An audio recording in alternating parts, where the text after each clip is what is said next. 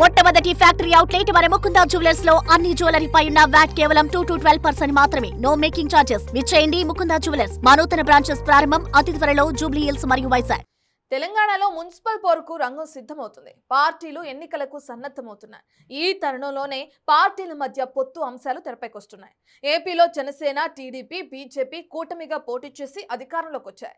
ఏపీలో కలిసి పోటీ చేసిన 3 పార్టీలు తెలంగాణలో త్వరలో జరిగే మున్సిపల్ ఎన్నికల్లో కలిసి పోటీ చేస్తాయా అన్నది ఆసక్తికరంగా మారింది.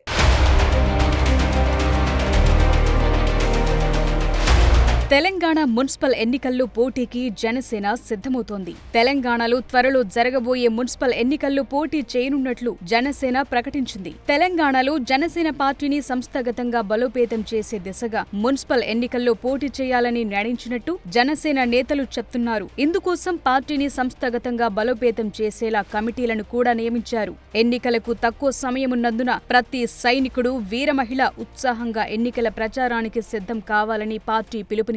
త్వరలో ఎన్నికల కార్యాచరణను ప్రకటించనున్నట్లు తెలిపింది.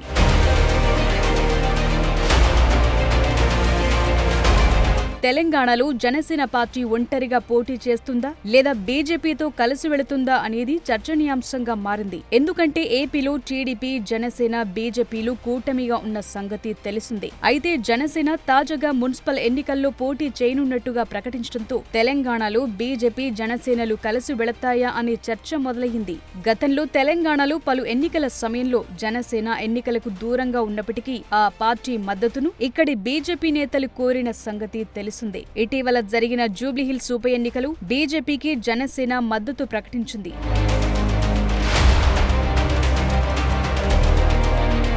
మరోవైపు బీజేపీ కూడా పురపోరుకు ఒంటరిగా బరిలో దిగేందుకు అడుగులు వేస్తోంది. ఒంటరిగానే బరిలో దిగబోతున్నట్లు బీజేపీ అధ్యక్షుడు రామచంద్రరావు కూడా సంకేతాలిచ్చారు. బీజేపీతో జనసేన పొత్తు ఏపీకే పరిమితం అనే విధంగా బీజేపీ నాయకులు మాట్లాడుతున్న పరిస్థితులున్నాయి. స్థానిక పరిస్థితులకు అనుగుణంగా పొత్తు పెట్టుకున్నారని నేతలు చెప్తున్నారట.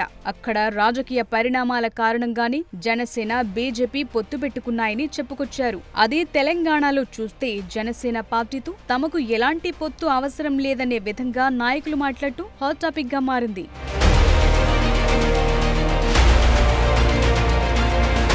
ఈ మధ్యనే జరిగిన జూబ్లీహిల్స్ ఎన్నికల్లో బీజేపీ ఒంటరిగానే పోటీ చేసింది. అయితే ఆశించిన ఫలితం కాదు కదా, కనీసం డిపాజిట్ కూడా దక్కలేదు. జూబ్లీహిల్స్ లో టీడీపీ, జనసేనకు బలముంది. ఆ 2 పార్టీల మద్దతు తీసుకుని ఉంటే బీజేపీ బలం పెరిగేది అన్న చర్చ జరిగింది. కానీ బీజేపీ మాత్రం అలా చేయలేదు. తెలుగుదేశంతో పొత్తు అంటే 2018లో కాంగ్రెస్ కు అయిన అనుభవమే తమకవుతుందనే కోణంలో నేతలు ఆలోచించినట్లు పొలిటికల్ సర్కిల్స్ లో టాక్ వినిపిస్తోంది.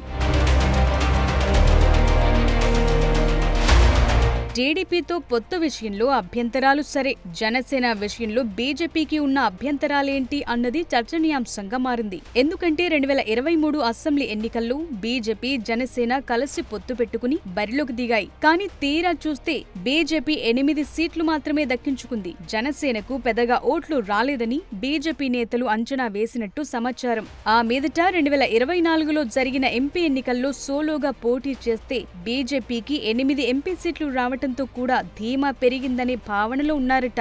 దీంతోనే జనసేన పొత్తు విషయంలో కమలదళం పెద్దగా ఆసక్తి చూపటం లేదనే చర్చ నడుస్తోందట.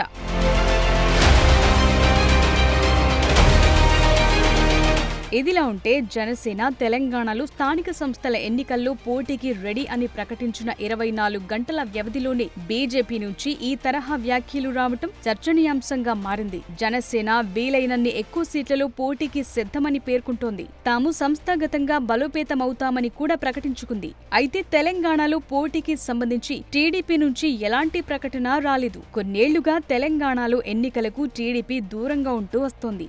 ఈసారి జరిగే మున్సిపల్ ఎన్నికల్లో టీడీపీ పోటీ చేస్తుందా లేదా అన్న దానిపై స్పష్టత లేదు. మొత్తానికి ఏపీతో పాటు అటు కేంద్రంలో భాగస్వాములుగా ఉన్న పక్షాల విషయంలో తెలంగాణ బీజేపీ స్టాండ్పై పెద్ద డిబేటే జరుగుతోంది.